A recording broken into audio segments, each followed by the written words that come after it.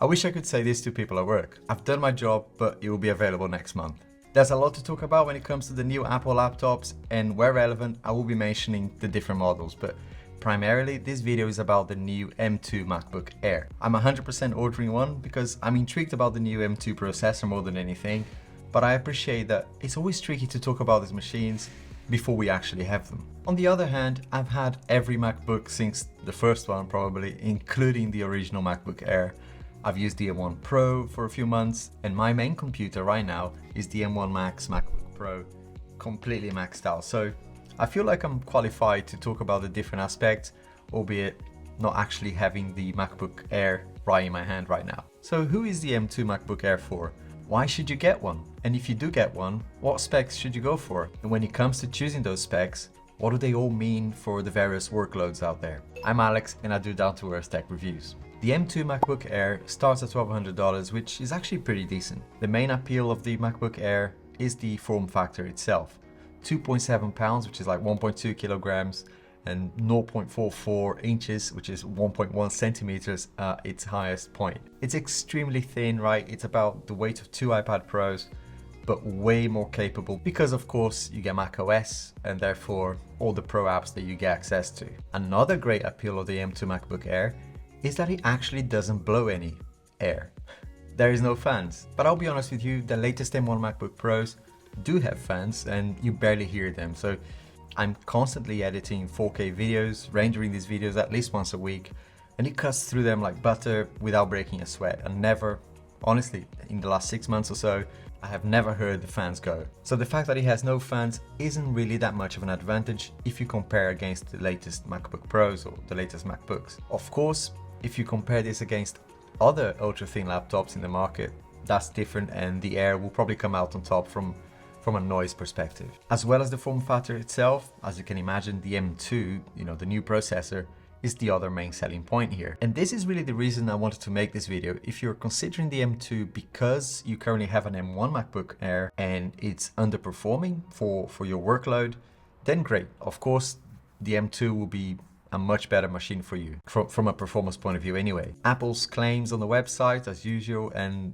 during the WWDC event a few days ago, do check out when it comes to laptops. Just beware though of the over-the-top claims that you see on the website sometimes, and I'm sure you're intelligent enough and I don't need to tell you this, but yeah, they are designed to get you hyped. Like this one over here, up to 15 times faster than the Intel-based model. My Casio watch is 15 times faster than the Intel-based model. Your mom is faster than the Intel-based model.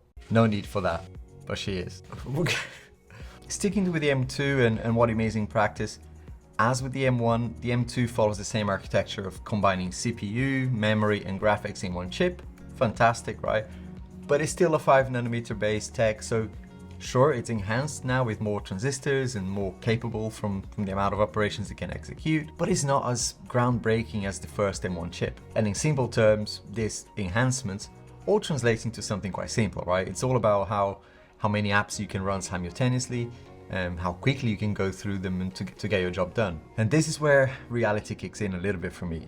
If you're just running a few Chrome tabs for work, listening to Spotify, running Zoom calls, all day long, then watching some content in the evening, browsing socials, having the latest M2 MacBook Air in this scenario will only serve to make you happy. And I value that, don't get me wrong, right? You may not need all that power, but if buying the latest makes you happy and you can afford it, then why the heck not? But for most people, including myself, you'll only see an advantage in getting the M2 MacBook Air if you're upgrading from a much older machine. Perhaps the Intel version or even, a Windows laptop that is underperforming. Just beware though of the gateway drug aspect of this. This is Apple's way of enticing Windows users sometimes. You get kind of a lower spec or a cheaper MacBook Pro or cheaper product. But once you're in, it's quite hard to get out. I speak from experience here. And that old Windows, as well as the users on older MacBook models, I think is the main target market for this laptop. I honestly believe that only a small percentage of people will see a difference here, if they're coming from a much newer M1 MacBook Air, for example. It annoys me though that Apple says stuff like, with this new M2 processor, you'll be able to zip through creating documents and presentations. Come on, Apple, that's insulting our intelligence a little bit here. Again, my Casio watch can probably spit out a PowerPoint really quickly. No mum jokes? Nah? Okay. It's the more demanding workloads that involve things like creating music, editing videos, or developing, in Xcode, that make this machine really interesting. But again, for serious pros out there, they're probably going to be better off staying with the M1 Max, M1 Ultra machines, kind of aiming towards those machines, or wait for the M2 MacBook Pros, M2 Mac Studios, or in the Mac Pros if they come, for those really heavy graphic intensive workloads. The M2 MacBook Air will be fantastic for people who are on the move all the time. And that is one of the main reasons why I'll be getting one to test. I want to see from a mobility point of view is better than my M1 iPad Pro, for example, given Apple are making a right meal out of the whole iPad situation. I actually paid more money for my M1 iPad Pro in April last year when I could have waited for this ultra thin laptop, which is more capable. I would have got more stuff done that way, but that's a separate video in itself, the whole tablet conversation. But my point is, if you consider the points that we just discussed and you want the absolute best for my mobility and performance in one device, then the M2 MacBook Air will be it. There is no reason why it shouldn't be, right? We gotta always be careful recommending something before we actually test it, but you got to assume that this will be an evolution from the M1 MacBook Air. On paper, it definitely is. Now, the question that I always want to ask when I watch some of these videos is, when it comes to ordering one, how much storage should I get, and how much RAM should I go for? And this is another reason why I wanted to make this video. I've been burned a few times recently by Apple, and I would 100% not pay extra for only 256 gig of storage, just to go up to the next model. That is ludicrous. Don't do that unless you have a specific reason for it. By the way, remember to subscribe to the channel. I'll definitely be getting one as soon as it is available. And the benefit to you is I'll be providing a real world usage scenario here. So I won't be just unboxing it and doing the whole big YouTuber thing, because I'm not. I will actually try and use this in my day-to-day, kind of running multiple businesses and creating content. As a small channel, it really helps when you subscribe, and YouTube, of course, they're not very good at putting this video in front of other people unless you do those things. So I really appreciate that. Plus, I'm here at least once a week with a new tech video for you, not just Apple related either, so I'm sure there'll be something that you like. Going back to the M2 MacBook Air configuration, sure, you're getting a better power adapter if you go to that next model, or more GPU power, but $300 for that? Nah, I'd save that cash and get something like this, which is, kind of allows you to expand your storage, so I don't know, up to 8 terabytes, this one, which exponentially will be a much better value for money. This thing is incredible. 256 gig is just not enough. It's not enough on a mobile phone, let alone on a laptop. That's my opinion.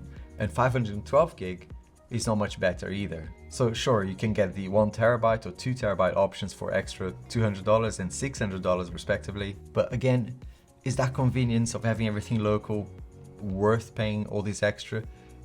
You're starting to get to $2,100 by the time you add all of the stuff. $2,500 if you go for the 24 gig unified memory. Things start to get really expensive. You may as well go for like a MacBook Pro at that point. Now, if you're going to make any upgrades to this machine, the only one I would definitely recommend, and I think is worth doing, is the memory. Either 16 or 24 gig depending on your budget. Definitely worth getting, but to my previous point, only if your workload really needs it. If you're not editing 4K or above videos, if you're not compiling heavy code or using Logic Pro, for example, to produce music, it's really questionable whether you need to upgrade the memory at all.